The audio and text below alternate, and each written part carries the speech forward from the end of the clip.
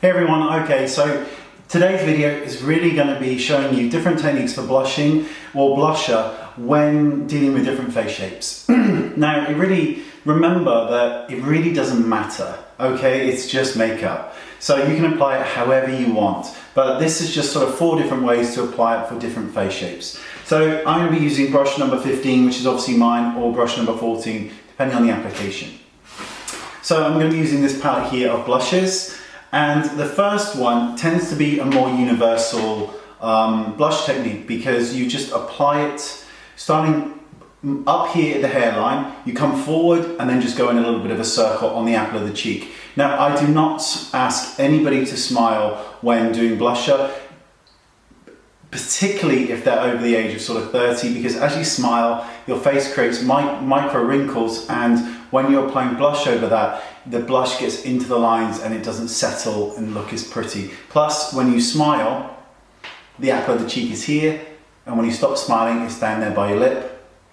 We don't want that. So the first one is you take it up here at the kind of hairline, and then as you come down, you do a little circle where you think the apple of the cheek is. Now, I know that I'm using a fan brush, but it works really beautifully. So you're starting here at the cheekbone and you're just working your way in and then working your way back out, blending it and fading it into the hairline. And you can see that it just gives a really pretty kind of look to the face. And this suits almost every single face shape.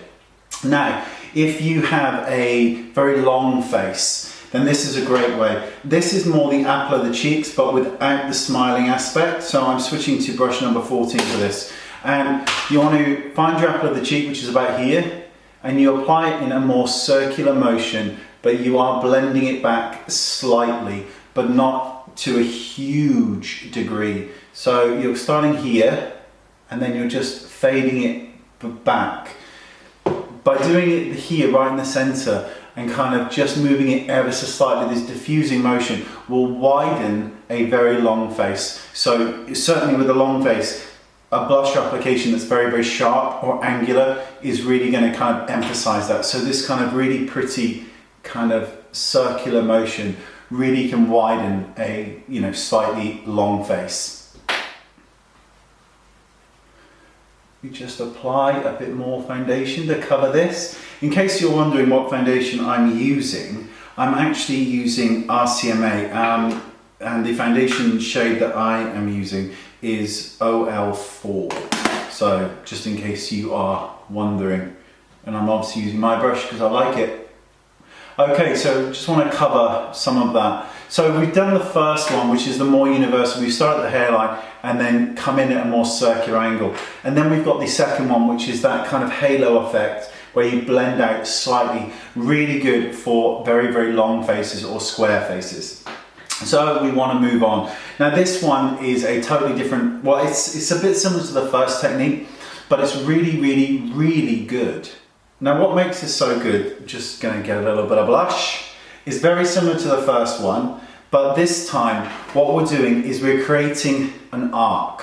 So we start here at the hairline again, and you want to blend it into the hairline and then come up into an arc. So you're creating this really pretty kind of arc of color like this. So you're going round like this. It's a very old technique. You're looking at the sort of way bandy Kevin O'Quire days, but it still works beautifully today. And it gives, and the great thing about fan brush is that they splay. So you don't get these hard kind of lines, they just splay really nicely. And by doing this, you are highlighting this part of your face. So it's great for round faces because you're pulling it up. It's really, really nice if you've got a heart-shaped face and you really want to emphasize those amazing cheekbones. And it's also great for a long face because you're taking it up here, and that draws some of the attention away from the squareness because you're creating more warmth in that area. So you can see it here, it's a very pretty kind of arc color. Okay, finally we've got, this is more geared to those of you with very, very round faces. This is very, very similar to contouring, but you're not trying to contour a jawline. You're trying to put the blusher, so you're sucking your cheeks to find your cheekbone, you're placing the blusher just above where the hollow is. That's the hollow, so you want to apply it here, and you're going in a straight line. So you create the line first, like this, and you are blending it towards the mouth. So just take it here first to create this line, then you knock off all the excess product on the back of your hands, or use another brush to blend, and you then very gently blend that up. It has to blend up, okay? You don't want to blend it down because then you've got blusher here, which you don't want. You are blending it up, and by blending it up, you are creating a more beautiful, it's not a contour, because that's the line, and by blending it and bleeding it up, you're fading that away. And that's a really, really good way of doing blusher for very, very round faces, or faces where you want to add a bit more elongation. Now, one of the things that people are going to ask me, particularly with techniques that involve applying it up high to the cheekbone area, such as the first application and the third application, which are my favorite applications, is where does the highlighter go? Well, I will tell you. I will tell you. Highlighter goes on your cheekbone. Now, there seems to be this thing where you should have blush, highlighter, bronzer. The whole thing should marry into one. You shouldn't be able to see where your bronzer is, or where your highlighter is, or where your blusher is. The whole thing should just blend and bleed into one. So let me get a highlighter. I do have one. Okay, so I'm just going to use this one because it was the first one that I could find. It's actually not my favourite, but there you go. It's Global Glow by MAC. So, highlighter goes on the top of the cheekbone, right here.